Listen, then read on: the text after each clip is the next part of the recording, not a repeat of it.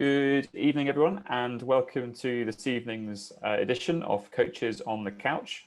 Today, we'll be talking about how to go fast on the bike.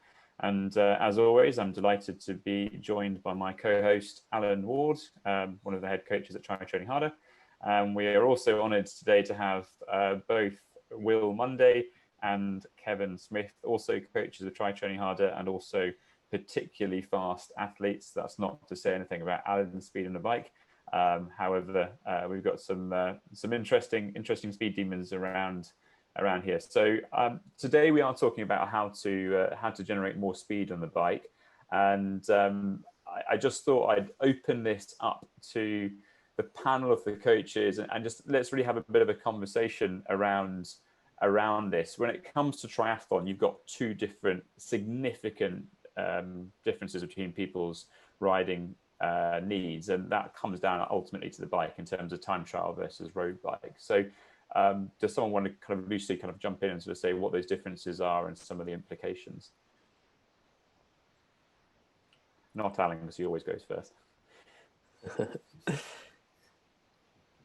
So obviously we've got different bikes, so we can first touch on how you can optimize your road bike to go fast, and then look into sort of going onto a TT bike or road bike with clip-on bars, or then progressing onto TT bikes. But then ultimately, like, looking to go fast, we're trying to get from A to B as quickly as possible. In time trialing, obviously you're gonna try and expend the most energy as possible, but then thinking about triathlon, we've also got to run off that, and how do we measure our efforts to maximize riding fast, but then also being able to run fast off of that. Is that sort of what you're looking for there? Yeah, definitely. I mean, Kevin, Alan, do you have anything to add on to Will's points around the differences between the time trial bike and the road bike? And I guess obviously the road bike is a starting point for most people, so you know, that's where everyone will start. I'd imagine. I doubt that many people that are going to say, "Oh, I haven't done a triathlon before. I'm going to buy myself a TT bike and give it a go." So, you know, the few things you can do with the road bike, but it's going to be more around sort of compromises and making the best of what you've got, because you've probably already got one. But then obviously the TT bike is where it gets, I guess, more interesting, or certainly from my point of view, because you know, there's a lot more you can play with. Obviously, the whole point is you can get in a better aerodynamic position, so a lot you can work with. Kevin, you're a little bit quiet on the microphone there, but there's some interesting questions around what you can do with the road bike. But before we get into that sort of point around what can actually be done around making yourself maybe more triathlon specific or faster for a road bike, a lot of the people come into sport and think road bike the time trial bike is where they need to go, because that's where everyone has to go. But Alan, what are the sort of things which people forget about when they come into the sport and they could be doing on any old bike? It could be a BMX or a mountain bike or a butcher's bike, let alone a super fast time trial triathlon bike. Everything from getting onto the thing to getting off the thing, pretty much. Like, it's just like it becomes an all-encompassing focus. And you know, I think obviously bike manufacturers have got a lot to blame for with their excellent advertising campaigns and Eurosport, etc., in terms of avid athletes watching professional athletes on very shiny things. It all becomes centered around the actual bike itself, and they forget that somebody's got to get on it,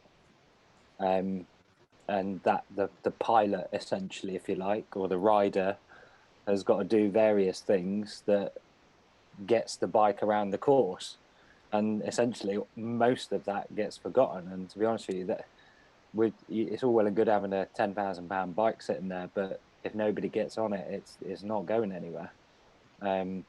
So that's super simple. And so get on the thing, sit on it properly. And I think that's the big thing we should maybe mention, like, up front, is everybody go and get a bike fit. That's like just standard operating procedure. in order to go fast, but also little things like being able to reach the brakes is really really important in order to ride safely. So you're like getting on it, being comfortable, being able to hold on to it properly, being able to sit on it properly. And then you kind of, when you push off, you need to know where to hold on and how to hold on, and how hard to hold on. And then you might need to do this thing called change gear as well. So knowing how to do that and knowing why to do that, and the skill of anticipating when to do that. And anticipation is massive when you come to cycling. And then you might come to a corner, and you might need to brake for a corner, and you might need to know how to take a line for a corner, and then lots of that over and over again, and then you might need to get off it. So all of that. Everything between swim and run, right? Pretty much, yeah. So with the point you raised around how position is just so important, I think it's worth just dwelling on that a little bit, because it is probably, if we look at our experiences on training camps and working with athletes, that bike fit conversation is usually one of the first port of calls which we have. And without going into the specifics around aerodynamics, why is a bike fit? And I know Alan touched on a few points, but why is having comfort and being able to hold the brakes so important to be able to go fast? Surely the brakes mean the exact opposite. Will, do you want to elaborate? I think one of the fundamental things from a bike fit is, like we've all touched on, is number one, you're going to be comfortable on the thing. So particularly if you're racing Ironman, you need to be comfortable to make sure that that bike split is going to be as enjoyable as possible for the duration. Secondly is going to be then optimizing, reducing the risk of injuries. So particularly around sort of like your knee, with like saddle height, and then also like the reach. So that's also going to be important for sort of like your lower back and your back, and being able to reach the brakes, which is quite important in terms of safety aspect. Also, one thing to sort of think about is sort of like bike handling and being able to sort of be comfortable to take your hands off the bars and take a drink or take some food, which is also going to be important with getting around the course. I know that's sort of deviating away from bike fits, but yeah, there's a couple of things.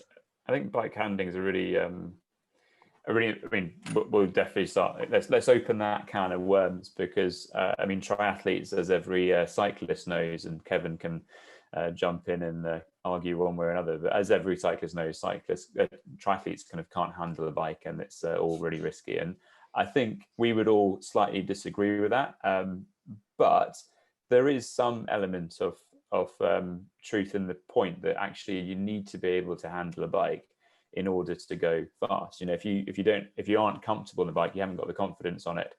It's not, you know, if your lower back's hurting after only 45 minutes, you're probably not going to spend that much time on the bike. So your skills have got less of a chance to get better. But Kevin, I mean, where you're fortunate to live, you have I guess, an interesting thing, because you can see people going up the hills. I guess to clarify, Kevin lives at the foot of Alpe d'Huez in France, and you know, Kevin can see the people go up the hills and say, "Oh, wow, fantastic! You're very strong on the bike." But the speed's not just about that strength; it's also about that ability to handle. And aside from those people who can close their eyes and just go down a hill and actually have no skill, but somehow they get lucky and they end up at the bottom in one piece. You know, how would you define that sort of skill or bike handling, or how would you look into it and developing an athlete's bike handling skills?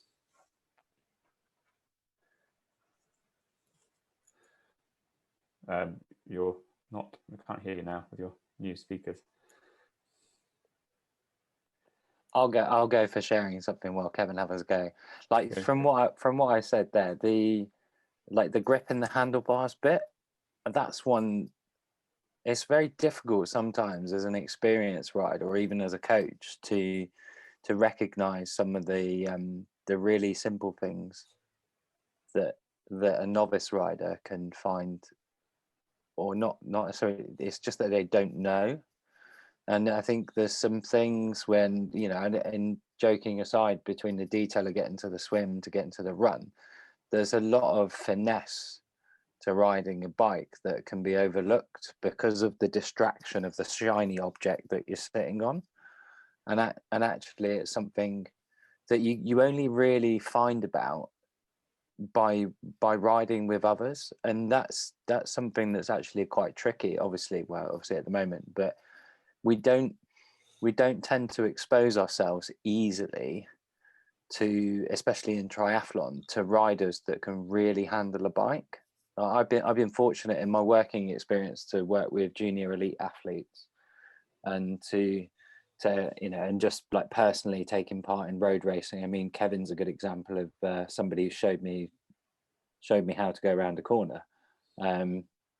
So unless you kind of know that, and then you go, oh right, okay, so it is possible to go that fast around the corner, and it's mind-blowing when somebody does it in front of you.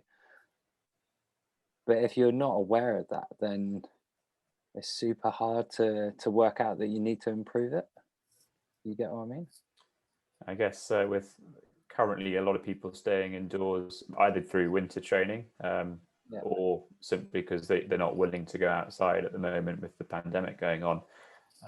We're going to have, as we have pretty much every year, we're going to have a situation where cyclists or riders are less comfortable outside because they spend even less time outside than they would do normally. So what sort of things can people do for improving their bike handling? Go on then, Will.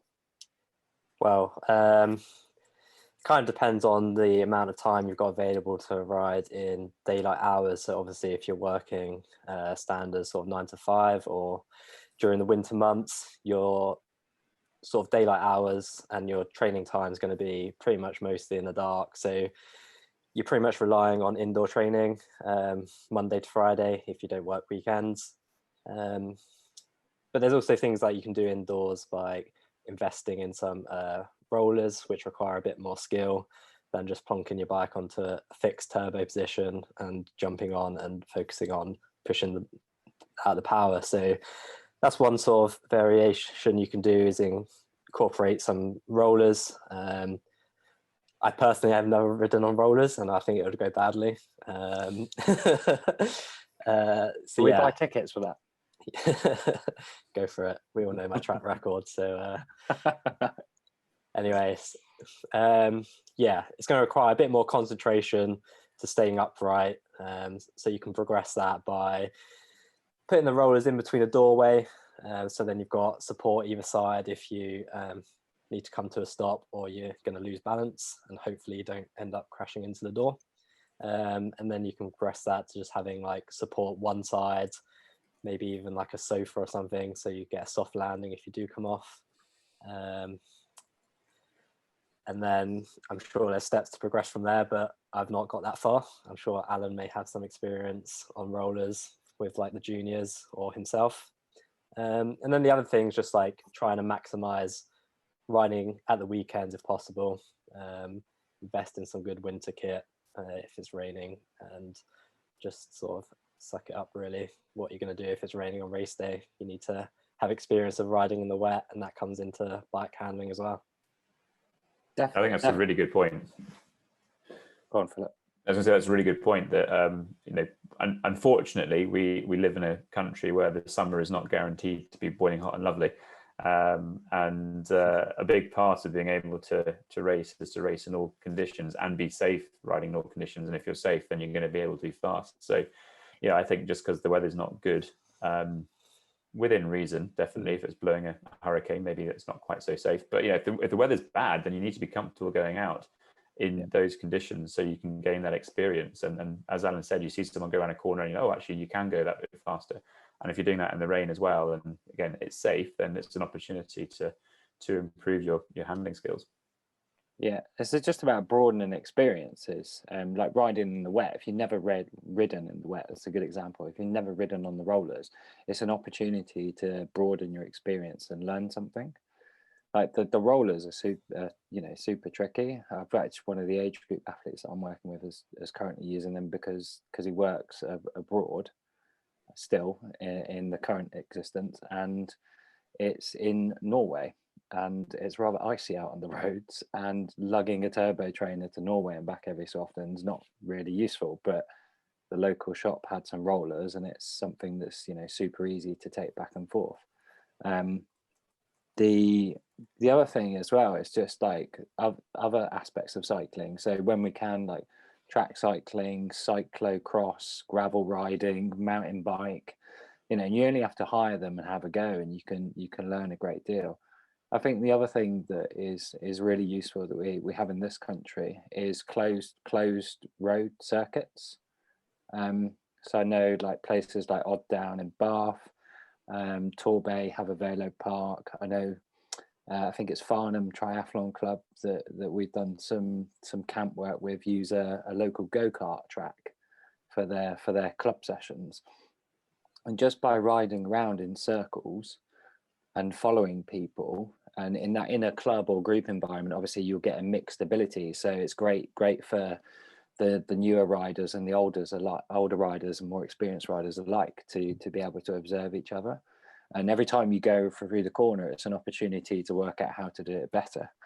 And that principle of things works really. It might seem really dull riding around in circles on a bike circuit, but it's actually super interesting because if you want to improve, you're going to be engaged in that and thinking about it. And that principle carries across to the road. We all go out and do these lovely rides, but we never really do any deliberate practice. And you can easily ride around a local loop. And, the same with swimming. If you get in the pool and you don't think about what you're doing, if you always just get on your bike and you don't think about what you're doing, then you'll probably yield the same results. And like part of riding fast is being confident as well. So by experiencing riding in the wet and knowing that you're comfortable doing so, you're going to feel confident on race day that if it is raining, you can still perform. Again, with confidence coming into like Alan talking about riding around a track, if you're going to this track circuit once a week and riding around multiple laps within an hour session, let's say, over time you're going to pick up confidence riding around that circuit, so you'll be able to go faster and faster and push the boundaries on the corners, etc. It's just pushing the comfort zone as well. And obviously it gets to a point where you may experience a crash or something, which pegs you back a bit, but then again it's just getting back out there and building up that confidence again. Obviously it'll take a bit of a knock if you do experience a crash or an accident, but it's just not being put off and getting back out there and building that confidence back up over time, and again incrementally pushing your boundaries, your comfortable boundaries. The hill reps as well are a really good example of that, because it allows you to deliberately practice one route, up and then down. And if you've got one which is a little bit technical, as Will, you just said, if you know that route really, really well, you know the course, you should build that confidence on that corner, and then you can say, I can go a bit faster. And most people time the ups.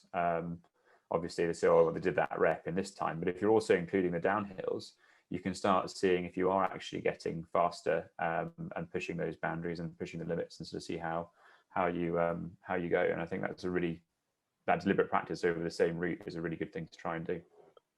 Yeah, and I think we can all speak from experience being out in Portugal and riding the same routes week on week, and we get athletes come out that do display really good bike handling skills, but just from us riding those routes day in day out and them riding it for the first time, we can sort of show better techniques just on those routes, even though they may be better bike handlers than us. Yeah, I was going to say that's the thing. We're all actually terrible at riding the bike. It just makes us look good because we know where we're going. I guess that familiarity of the route is a really good point to raise in a race situation. If you want to race faster, if you know the route, you're going to be able to take that what is blind corner a lot better and quicker, and you should be back in the race again. So I think that knowledge and familiarity is really, really key. I mean, we've spoken a lot about that bike handling aspect of training, and I guess how much would you say, peg a guess on it, how much time, how much savings, what sort of percentage gains are we talking around from that bike handling bit, and having knowledge of the course, being able to actually ride the bike fast? I mean, there's no point in worrying about max speeds if you can't even hold, I don't know, 40k an hour on a downhill because you're scared of it. Your race speeds are going to be fast. If you want to go fast, you need to get used to it. So, I mean, it massively depends on the course.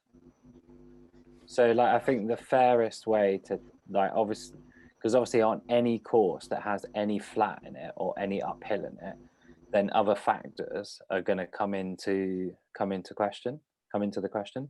So the only way to actually measure this is the old no chain test. So to go to the top of a hill and take your chain off and see who gets to the bottom first, and obviously equalize each other for weight and ballast, and send everybody down the hill. I mean, where obviously that's huge. I mean, even like I've done with the juniors before, we do like a what's, I don't know what to call it, but it's like a shuttle run, but on bike. So up to the first cone and back, up to the second cone and back, up to the third cone and back, up to the fourth cone and back. And that's not done individually. That's done as like a group of 4 or 5, all dive bombing. So you've got to be real quick off the line, because you want to be able to pick your line into the corner, and the first person into the corner is going to go through the fastest, because they're going to have to brake the least with the concertina effect. And then you've got the acceleration out, or you've got the person who is not the quickest but can get it. So it's really variable. So it's a really difficult question to answer. So I'm going to chicken out of answering it. Yeah, I'm not going to put anything on it because it's hard to say. Like, sort of what Alan was touching on there is, like, you could be as confident as well, whatever, really. You could be really confident on this specific course riding on your own and know it inside out, but then in a race scenario, put you around, I don't know, 100 other athletes, it's a different sort of, you may not be as confident in that scenario. So it's hard to really say. I guess I'm hoping Kevin's microphone finally is working again, but I guess Kevin, I'll just jump in. Can you hear me now? Yeah, we can do. Yeah, that's perfect. I guess you've got some insight into that, because you would ride to the top of a hill like Alpe d'Huez, and then you've got a particularly technical course going down. And if you have a very varied group, you're going to have a real degree of separation. So. Yeah, I mean, it can be massive. I mean, I suppose that's an extreme example. And if I pick, the fastest person I've seen down there versus the slowest, it's literally twice as quick, So that's, you wouldn't expect that in a normal race, but, you could certainly expect someone who's fast on a technical course with the sense to get, a minute or so probably over someone who's very average. What's the actual time difference on coming down the Alp, Kevin? So really quick is about 12 minutes. Blimey. That's like bonkers quick though. I suppose, and hopefully on a closed road with no cars, because it wouldn't be very wise to take those risks on a public road. Yeah, absolutely. But probably not for that kind of speed. I mean, I'm thinking, the fastest I've seen on Strava, which was probably totally dangerous. But, you could say more reasonable, very fast, 15 minutes, and someone who's actually a bit scared of going down descents, 25, no problem. But obviously, like I said, it's a very long, very steep hill. Yeah, so it's getting on for like 100% difference. And obviously, if we extrapolate that into any distance, I mean, because like the worst case scenario is not actually 25 minutes. Walking down. It's walking down. Yeah, or falling off, spinning it. Probably the worst case. No, I have to be honest here. I think. I mean, I'm not afraid to admit it, and I said this. I don't know if I said it to you when we were out there with the camp, but I definitely said it to Tim, one of the other coaches. I said, look, before we started descending, because I didn't want it to like weird people out. So I said, look, I'm not, before we started descending, I said to her, I'm not comfortable going down here because I know that I gather speed like nobody's business. And it's not the speed or the cornering that freaks me out. It's how hard and how often I have to brake. And I popped a few tires in my time, and the front tire. It's probably because I used to pump my tires up too much. But I've had a few blowouts on the front brake on descent, and I don't think I've ever quite recovered my confidence from that, if I'm honest. Because if anybody's ever blown a front tire and gone onto the rim, there's nothing going to make your pants brown quicker than that. So, you know, I can totally see that a lot of people would walk down it. So Yeah, and that's it. There's a massive input from your confidence levels.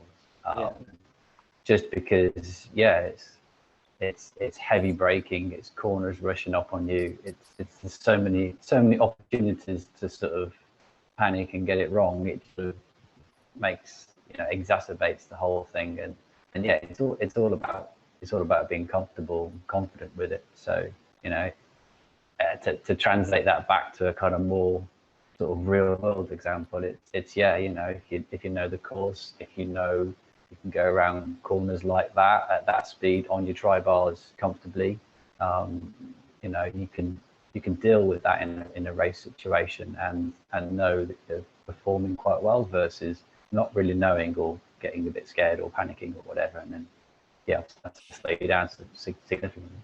I guess two things which jump out of that. First of all, I imagine that the maximum speeds, maybe the fastest and the slowest, are significantly different. But in the app, like that person who's going a few minutes faster, the maximum speeds are probably not too dissimilar, but it's the minimum speed which is the bit which is vastly different. So it's that significant slowing down and then overly slowing down into the corner and kind of when it happens. So kind of braking later, having that confidence to brake later, and then kind of going around. So it's sort of that minimum bit, which is probably the difference. And if you bring that back out to what Alan, you said at the very, very beginning, which was, in short, getting from the swim to the run as quickly as you possibly can, we've got to remember that with triathletes, we still have a run to do at the end of it. So if you're losing time in the corners and then you have to overly accelerate coming out of them, or you are slowing down ever so slightly in not even significant corners like hairpins on the out, but I'm talking about a roundabout or a dead turn in an event, or dead turns may be a bit unfair, but even just coming to a junction in a simple 90-degree turn, all at those points, you're then having to re-accelerate to get the speed back up again, and that's going to wear you down when it comes to the run. So it's also about thinking about the impact on, I guess, you as a pilot, the engine of the bike, in terms of getting it ready for the next part of the event as well. So that's just made me think about something as well with regards to all this bike handling, is actually having the appropriate bike. Like I've seen some really bad advice given where I know that an athlete is like a novice rider and they've been told, you need to get a time trial bike and you should get these deep section wheels and you should get a disc and you should get an aero helmet, you should do all of this. And then the person's going to look at it and go, what the hell do I do with that? Or they're still missing all of the basic stuff that we've spoken about. And because it's so foreign to them and so unfamiliar, then they're not going to go in the aero bars that much. And when it gets to the corner, the difference in the controls and everything all being different, it's going to decrease the minimum speed that you just spoke about, Philip. So it's about having, and this really, really common, and it's going to come up over and over again in everything that we're going to discuss, is within cycling, there's a real tendency to look at things in isolation. So like the favorite one is like the drinks bottles that are in terms of aerodynamics, when it's lovely and aerodynamic when it's stuck in the cage, but when you go to take it out of the cage, you can't get it out. And it's really fidgety to get back in, or you have to come out of your aero bars and sit bolt upright and to grab it every time you want to drink, which is next to chuffing useless in terms of the overall picture.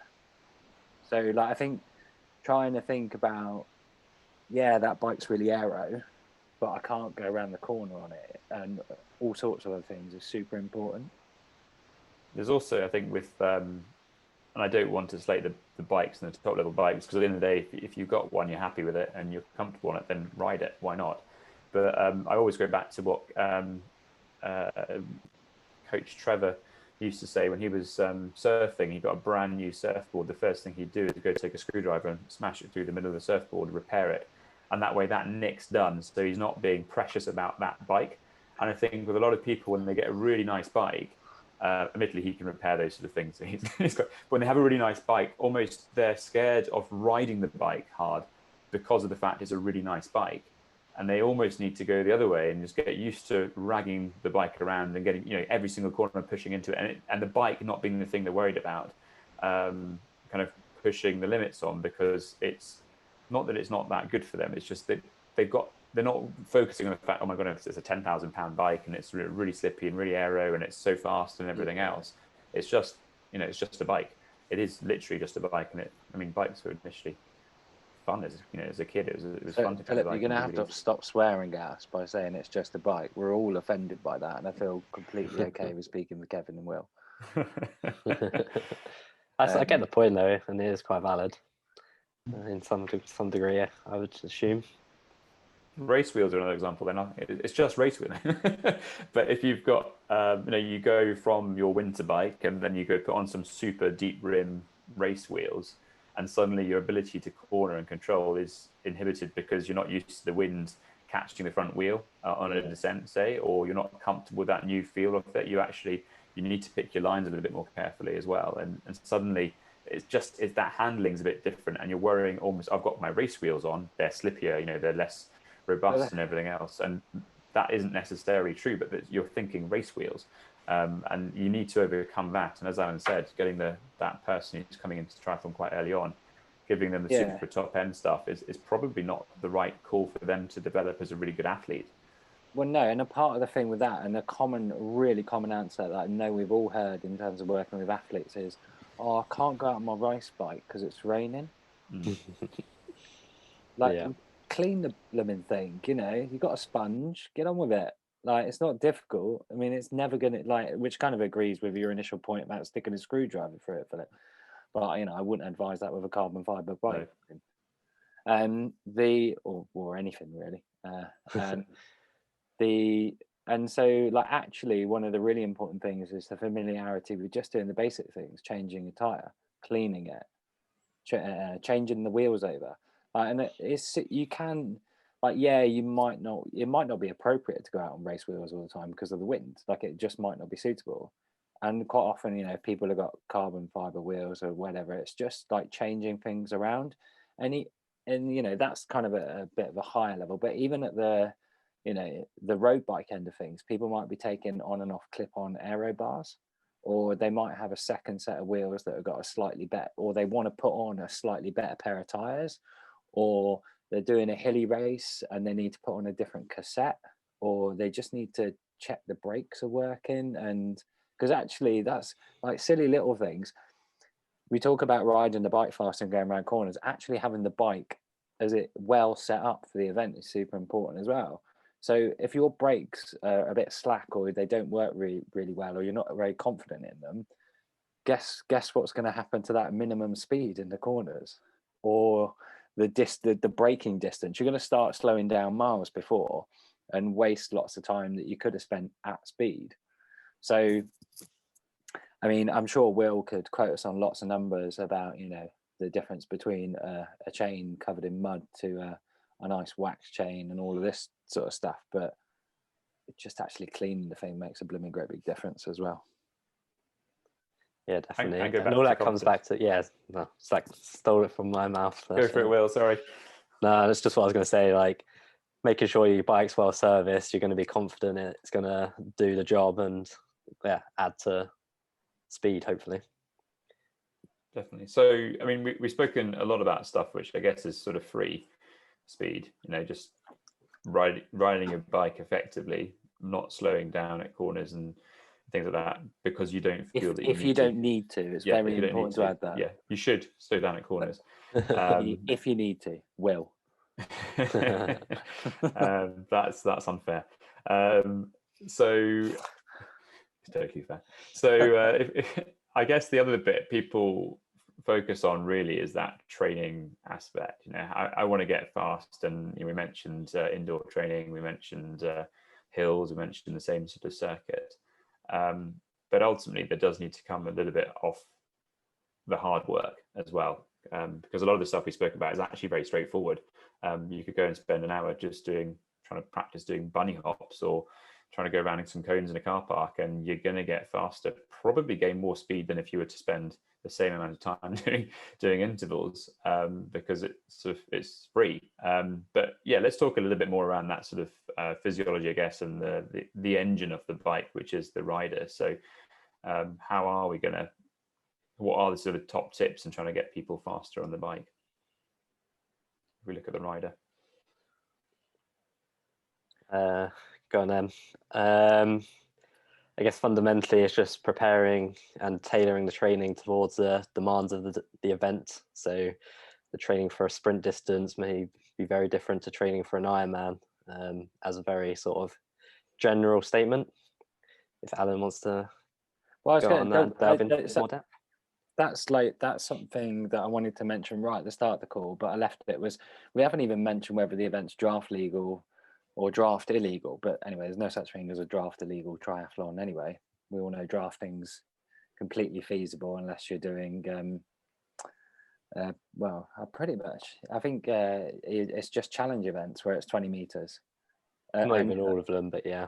Yeah, so I think it's like Samarin and Daytona are the two events that put that rule into place, and you've got to be a pro to be doing that anyway. So as an age group athlete, some degree of drafting is possible at every event. Just to explain that, Alan, do you want to kind of?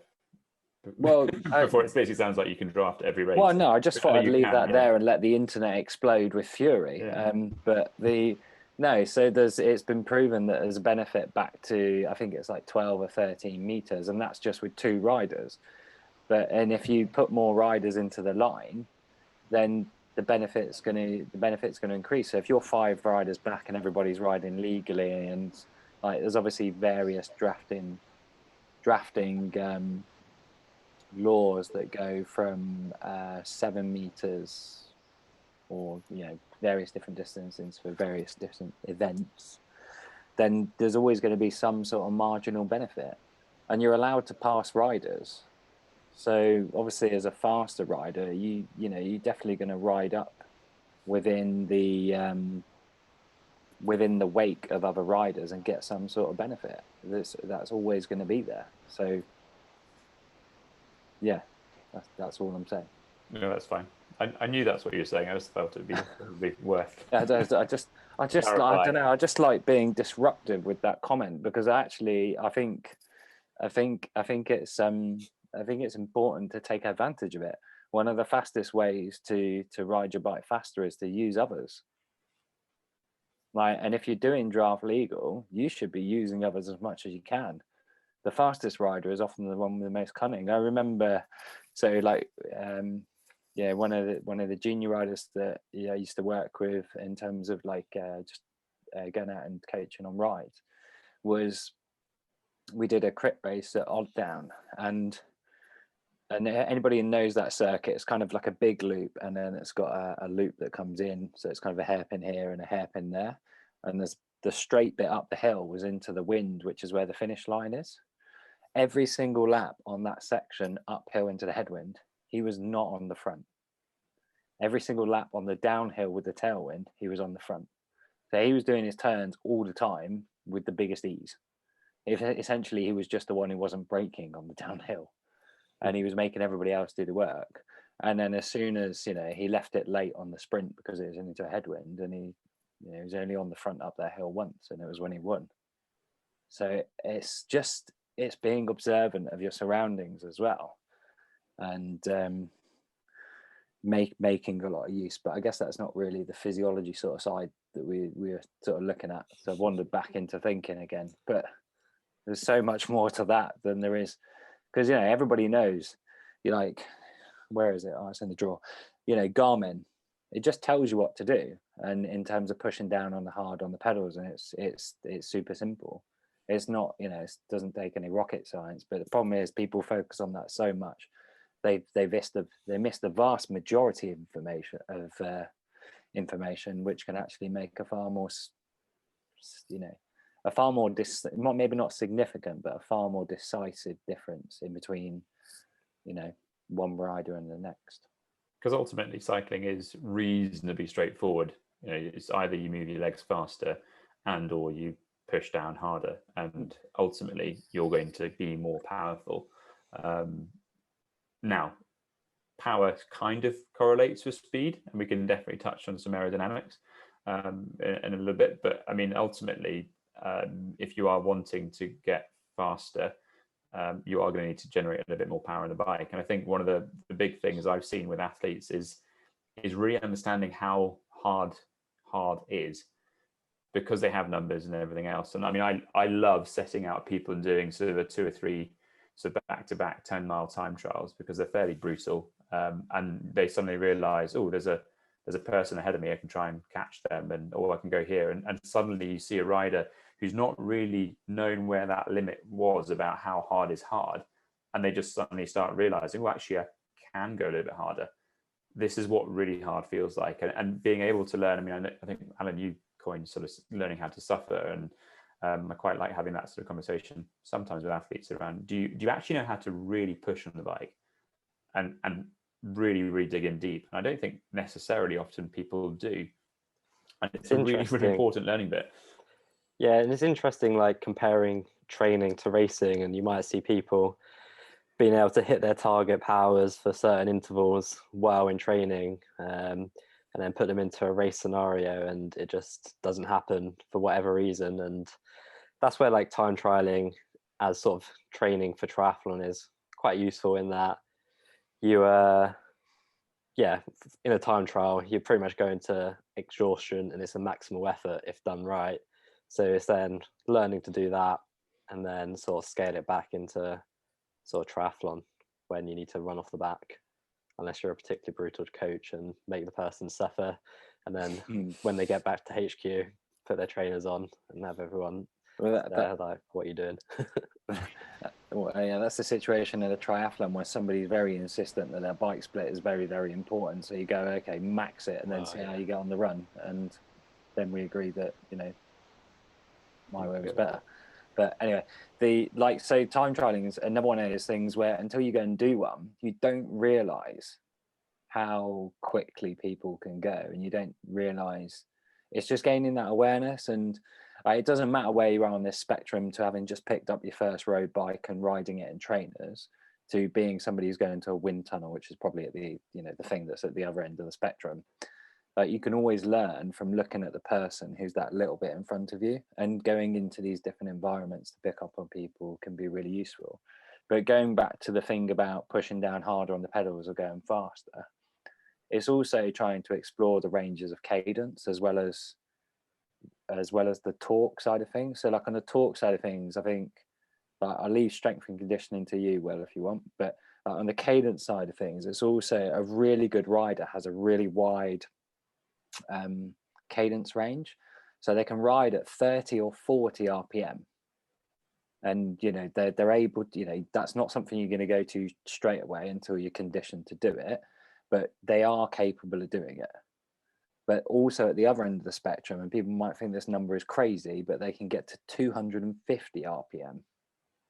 But everybody's on about sweating between 90 and 92 RPM, and that's not really any different.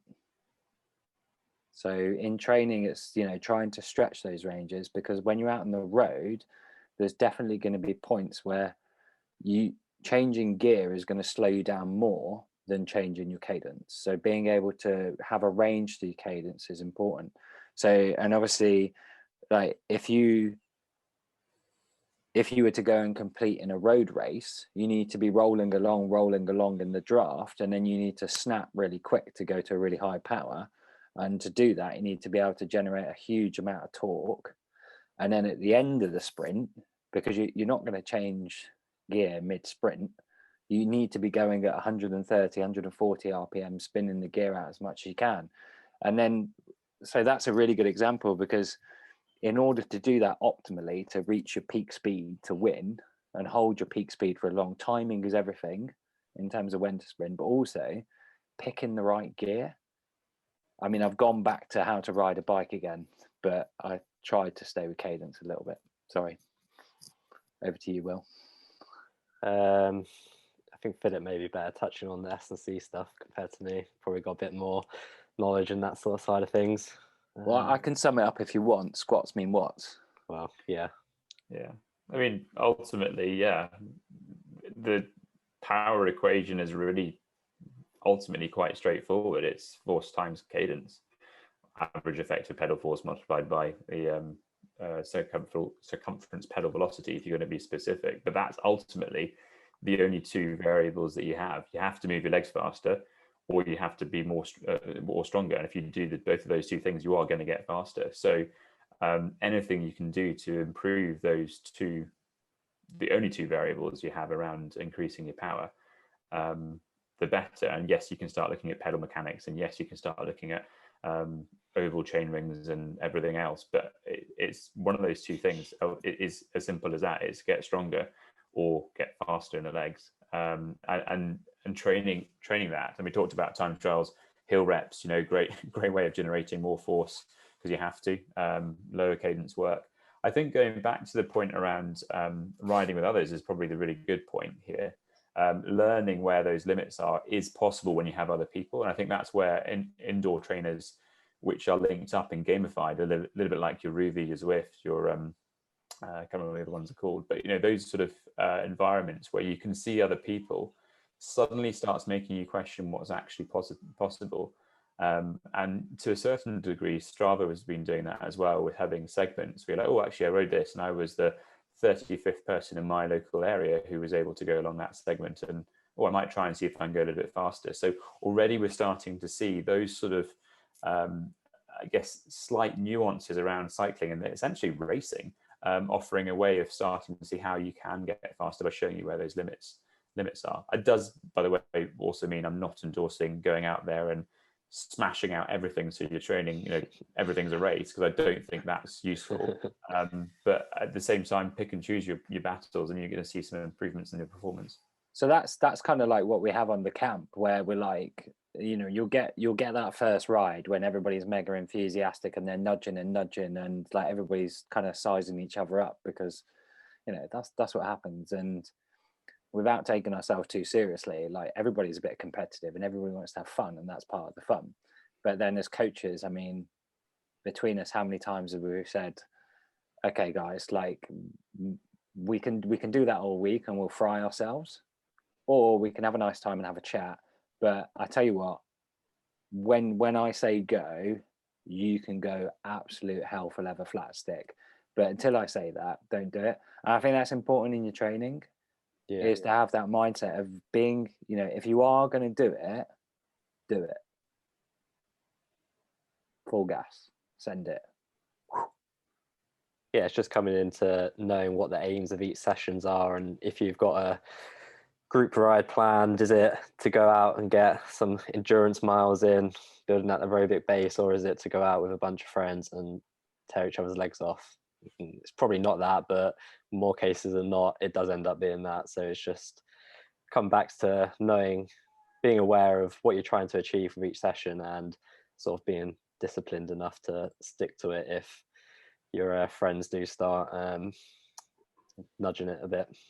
It's been nothing wrong with just sitting up and letting them have their fun, and you being the sort of the professional Will is what you're looking for. Yeah, exactly. I was about to say, it's about maturity, isn't it? It's about being able to know when you can go, when you should go, and the implications of it. I mean, I think there's also an element of, well, it was really good fun, and the reason people come into sport is because they enjoy movement and they enjoy slightly the competitive side of things. And there's definitely a time and a place you say, yeah, I did do that. It wasn't on plan, but it was really good fun, and we had a great time, and I enjoyed it with the lads, and it was good. And Philip got beaten by Emma again, or whatever else it might be. But can I go back to the strength stuff? Because I think the context is important with that as well. And like, there's that kind of jokey, especially in terms of squats, I mean, it was. But I think, and obviously, I'm going to make some assumptions that your basic conditioning is really good, and like, you know, how you've been taught how to lift properly, and you know, you've gone through a sensible logical progression to this point. But in terms of the actual weights that people lift, the athletes that I've come across, like as in age groupers, so, and this is kind of both genders, it'd be like, regardless of ability as well, they'd be squatting, say, like 10, 20, 30 kilos. And I know full well that numbers around at least 1 to 2 times your body weight in terms of what you're squatting is what the numbers are. And if we were to go and start looking at track cyclists or sprint cyclists, obviously it's a little bit different in terms of what discipline of cycling you're doing. But the weights that track cyclists are lifting, you're talking like, God, must be 3 times their body weight, maybe. It's huge numbers. So if everybody takes their body weight now and thinks and does the maths, 3 times me, what is that?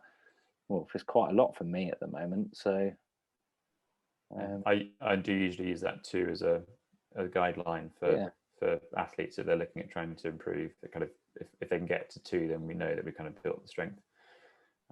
Strength and base. it does, in terms of that force part of pedaling, it does have a big, quite a big impact. But then there's also, you need the timing of the pedaling, and doing that correctly is quite important, because it's all well and good being able to lift a load of weight in the gym, but if you can't then apply it to the pedals, you're not going to go anywhere. And I've various like other coaches and stuff that I worked with over the years who like work with cyclists, who like professional cyclists, and they've just turned around and, you know, the coach has been like, oh, you know, what's the thing with pedaling and blah blah blah, and they've just been like, just push down harder. Ultimately, that's really what it comes down to. I mean, there's more nuance into pedaling technique, and that it can make quite a big difference. But that's, you know, if you ride, so going back to what you said earlier, if you're able to ride rollers and not fall off, and you can pedal smoothly, what pedaling smoothly is a bigger debate. But the smoothness is that if you're really jerky, you're going to fall off the rollers, is what I mean by that. So you got as much weight as you can lift, you got to be able to put it into the pedals. So if we take that a little bit further then as well, it's not just about lifting it but being stable. And I like to touch a little bit onto aerodynamics, because the other part of that, we've sort of talked about not slowing down, getting that free speed. We've spoken about building up that nice engine. The other part of it is also, well, actually, 2 of the other big resistances are drag of your tires, a coefficient of drag on the road, essentially, and then aerodynamics. And the road one isn't going to be a huge number, and you can change it a little bit by gear, but ultimately that is not the bit where a lot of people focus on. It's mainly aerodynamics. And I mean, how much difference does the aerodynamics of a bike really make? The bike, not so much. You've phrased that deliberately, haven't you? I have, yeah. It's more, well, you can run into that wall. Well, yeah, it's not really the bike that makes much of a difference. It's you sat on the bike that makes up the majority of the drag. So in terms of things to look for to gain aerodynamics, bit of an odd term, but get more aerodynamic. Improve your aerodynamics, yeah. So you're looking at sort of like the clothing you're wearing, how it fits as well, helmets, body position. So if we're looking for comparing like sat up on a road bike compared to the most aggressive TT position you think of, like overshoes, even like socks, although triathletes don't wear socks. So yeah, they wear calf guards. Yeah. So yeah, they're just some sort of things to think about. So in terms of like riding a road bike, if we start at sort of that bottom level and sort of work our way up, first thing you can do to make yourself more aerodynamic is, rather than, you've got different positions to hold onto the handlebars, the most common being on the hoods. To make yourself more aerodynamic is literally just bend your arms at 90 degrees, getting low over the front. Alan stood up, so you can probably demonstrate this better. Here we go. So like that. Yeah. Bend your elbows to 90 degrees. There we go. So you're just reducing your frontal area there. Also, you could also hold on to the drops and also bending your elbows. But I think even sort of just like on the tops, bending that 90 degrees is a good position. And then the next step from there is to add some clip-on road aero bars to your road bike as like the sort of next step. Before then potentially thinking about mastering riding on clip-on bars, before then potentially thinking about venturing down the TT bike route. So yeah, I've just covered a few things just around bikes. How do you want to take it from there? Yeah, sure. I think like in terms of aero, it's also just thinking about like where on a course is, it's good to be aero. So obviously in terms of resistance, it's not a linear response. So as you get faster and faster, things change, and obviously until you hit the sound barrier, which is pretty unlikely to happen on a bicycle. At least you hope it wouldn't. So obviously when you're going faster, aerodynamics becomes more important in a way, because the resistance is getting harder and harder. But it's not true that aerodynamics is not important to a slower rider, because although the effect is smaller with a slower rider, they're out on the course for longer, so the sum of the situation is effectively the same.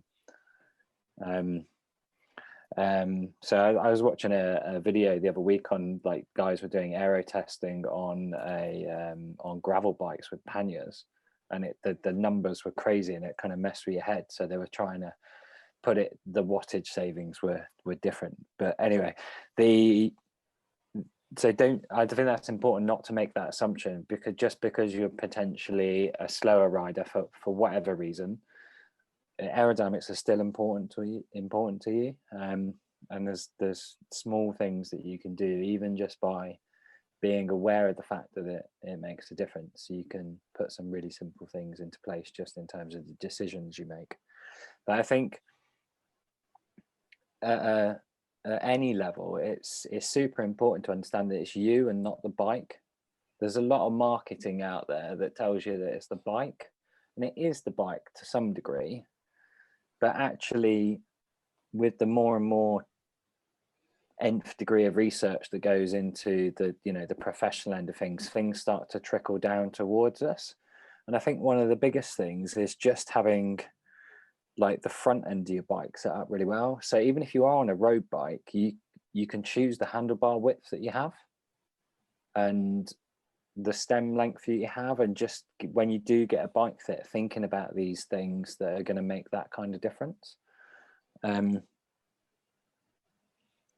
I think it's really important that athletes are engaged in that kind of thing. They know how their bike's set up, and they have a reasonable awareness of what's on their bike and how it might affect things. And then obviously when it goes to getting a time trial bike, it starts to become a conversation of how to effectively spend your money. And you can spend £10,000 on a bike quite easily these days, but you can spend that amount of money on it and realize that you can't get your hands and your arms into the right position to be aerodynamic, or your head into the right position. So having adjustability in terms of the front end is really important. And then like a really silly thing is, if you're not comfortable on your saddle, you ain't gonna sit still. And actually one of the most basic things in aerodynamics is just sitting still. You see people riding along on a TT bike and it looks like they're on a bouncy castle. And actually, if you want, like, I don't know, I've gone on a meandering tour here, but in order for air to flow smoothly over an object, to be aerodynamic, you just need to be still. Like bobbling all over the place is just going to make the air detach off you all the time and create a lot of turbulent airflow, which is going to slow you down. Yeah, maybe you could pull that apart, somebody. To touch on that bit as well, it's like it sort of links into the first point where we were talking about free speed. It's also just like conditioning and mobility and working on those side of things to be able to hold a better aerodynamic position on the bike. Yeah. Essentially, you want to be rock solid with your upper body on the bike and your legs going like the dozen. below the waist. So like a good analogy is like watching a duck swim along a pond, their upper body looks nice and calm, not much going on, but below the surface of the water, their legs are going like mad to swim fast, essentially. So that's what we want in well, any cycling, really, not even trialing. And the contact point, so like the saddle, like I say, can make a mega difference. Like the pedals can make a mega difference as well. So in terms of how stable you feel in the saddle, so even like you're having the right cleats and having the right amount of float and having the right shoes that fit you. So like often people might go for the shoe that they want, but that doesn't fit them very well. Like if you've got wide feet, particularly, it can be really difficult. So like City shoes are generally quite good for people with narrow feet, and Bont shoes are good for people with wide feet, for example. And it's just knowing those kind of things and picking the right kind of thing that's going to work for you. Like saddles is a huge black hole because it's so dependent on riding in the right position, but also it's not just the saddle, it's what you're wearing. So it's the size of the pad and the position and shape of the pad that can make a difference. It's the combination of two in conjunction with your physiology that are going to make it comfortable. It's not like there's not a magic saddle out there that's suddenly going to become immeasurably comfortable. It just doesn't exist. And then the other contact point is obviously the handlebars. So on a road bike, that's kind of the width. It gets difficult with clip-ons on a road bike because you end up real stretched out, and that's just because of the geometry of the frame, and that's a compromise. But there's a lot more to it in terms of time trial bikes and all sorts of very clever things that you can do with little adjustability to get your hands and arms and even the tilt of your arms into the right position. So yeah, contact points is probably a good summary of. Yeah, I think so. I think with the aerodynamics, it's very easy, and I know, Alan, you've written a couple of great blogs recently on aerodynamics, and it's very easy to start getting quite carried away. Isn't fair or right, because it's not just about being carried away. You know, just looking at the numbers and seeing where you can make savings, and you can, as long as you can hold that position. And that goes back to Will's point of being able to be flexible, mobile enough to be able to sustain it. But whatever position you find, if you're improving your coefficient of drag multiplied by the area by 0.1, which is actually quite a significant change, especially at the sharper end, you know, if you can't hold that for the 180k in a bike ride, if you're doing that, or 40k if it's a standard distance trial, whatever that distance is, if you can't hold that, then you don't have that aerodynamic position. So thinking about things that you can do for a race, you know, is train the position. You know, you need to train the rider. Yes, once you've found that position, once you've got a comfortable position, that's good, but you need to be able to get used to it. So riding it not just on a turbo when you're doing intervals, but also out on the road, being able to actually steer it, stay in that position for as much as possible. Going over different surfaces as well. It's more than just a position, and I think aerodynamics, Alan, in your latest blog, you said it's dynamic. It changes. Yeah, that's with speed, what I wanted to pick up on there. So you kind of said, I don't know this isn't necessarily what you meant, but you're not going to be able to hold the position for the whole way. Nobody holds the position for the whole way. Like it's just like this complete load of waffle that we see written about in blogs and articles and magazines and podcasts, and people waffling on forever about not being able to maintain a position. Nobody in the existence of humanity has held a position on a bicycle with the same CDA for the length of any time trial. It's just not even, it just doesn't exist. So what can we do, Will? Just touching on that point, if we use Daytona as an example, obviously it was like a pan flat 4K circuit or something like that. And there was a lot of talk on the coverage about holding position and people getting uncomfortable. And we kind of saw the short course athletes suffer.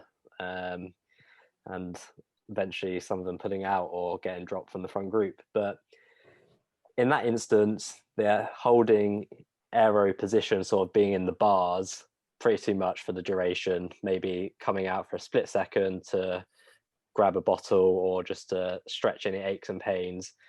But they won't be holding their most optimal position for the duration of that 90k or hour and 40 minutes, I think it was, for like the faster guys. So there'll be some element of like wind, there'll be a headwind, tailwind section. It comes to Alan's point where your point of like fast sections, slow sections, and speed not being linear. So what you'll see typically is that into the slower sections, they'll be in their aero bars, but they'll be relaxed in their shoulders and sort of maybe head position, and they'll be more focused on pushing the watts to keep speed high. But then when they come to the other side of the course, where there's maybe a tailwind section, they may back off the power, but they're really optimizing their position, and it's not comfortable. But it's training yourself to be able to hold it for longer durations as you can, really. So you're saying there's almost two aero positions there. You've got your best possible value CDA thing, which you use when it's a headwind or wind speed's fast. And then you've got the more comfortable one, which you sustain, but obviously you can generate a little bit more power and everything. Is that kind of what you're exactly, yeah. Yeah, like it comes into again to the it comes to getting to from A to B as fast as possible. You don't stick at the same power to get from A to B, and that's not the fastest solution. And it's the same with like your position as well. So it's knowing when to focus on watts and when to focus on position. And also what I said earlier in terms of cadence, so basically all of these myths that get battered on about, let's find the perfect cadence, let's find the perfect wattage, let's find the perfect position, all of it's rubbish.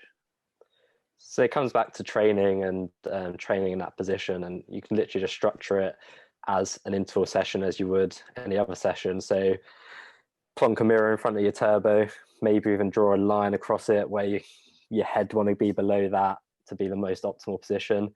Also a good point with the mirror, you're actually having to look forward, because it's all well and good holding your best position, but staring at your stem in real world, that's not the most safest thing to Chris do. Froome.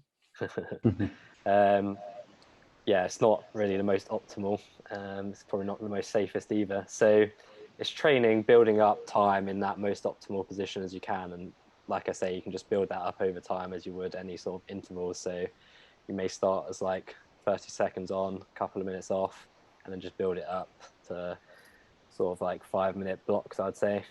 Yeah. In those... Right. Let me dive in quickly, Will. So with all of this, I might say it's all rubbish, but the point I'm making is that you need to know all of this. Like, you need to be aware and you need to engage, because it's all variable. So working this all out and being aware of it and taking ownership of it, of the person on the bike, you can then put it into practice. But if you're not aware of this, you can't put it into practice. Yeah, very well summed up. We and I'm not going to say we could. I know that we have in the past around dinner tables, etc., had very lengthy conversations around bike speed, aerodynamics, watt bombs, and all sorts of quite geeky conversations. But I am going to pull things to a slight close there. But before we all go, and I hope Kevin can still join in. He's talk. I don't know. Yeah, you can. You can hear him. I guess how can the kind of, what can a triathlete, any old triathlete or anyone listening to this, what can they actually do about all this information about riding fast? Kind of a takeaway summary point, really, if we go around the table and sort of see. I'll let you have more than one sentence, Alan, because I can see the face that you're putting. But yeah, Kevin, do you want to dive in? Yeah, sure. Apologies for not being that that present for a lot of this. A few technical problems today. I guess to pull out something that Will and Alan both said is just to practice in the position you're going to race in. It's get used to that position, get familiar with it, and maybe from a bike point of view, Alan was saying you can buy a £10,000 bike and it might not be for you. I actually remember the first TT bike I built myself, and I think I got a frame for 250 quid off eBay and an adjustable stem, and that was all I really needed. The TT bike allows you to get the position, and then the adjustable stem let me just sort of basically get more and more comfortable with a lower, more aero position and able to practice in it. So I'd say they're the key things for me is practice and set yourself up so you've got an opportunity to improve and play with it. Go on then, Will. Yeah, I sort of stole my words from my mouth. I was just going to say, oh, sorry, I finally got in. Whatever your race setup's going to be, just ride it to death, really, and get really one with it. There's no point in it sitting in your garage till a couple of months before race time. It's not really enough to get sort of dialed in. But yeah, just take the points, put them into practice, and go from there. Stick with what you got to begin with, optimize that, and then look to make upgrades if you feel you need. Fair enough. Alan, what would you say as the takeaways? I attempted to phrase it slightly differently, but I'll just go with learn how to play and be playful on your bicycle. Explore what it's capable of. Take your Garmin, throw it in the bin for one ride only, maybe not in the bin, but just don't put it on. Don't put a heart rate monitor on. Don't do anything like that. Make sure you put your helmet on. That's always a good choice. And like a good example of what you could do is get a few mates together, take your drinks bottles out, put them all down on grass, because grass is a good idea, because if anything does go wrong, then it's a bit softer, and literally race them to the cone and back, to the cone and back, to the cone and back. Go around it as a right-hand corner, go around it as a left-hand corner.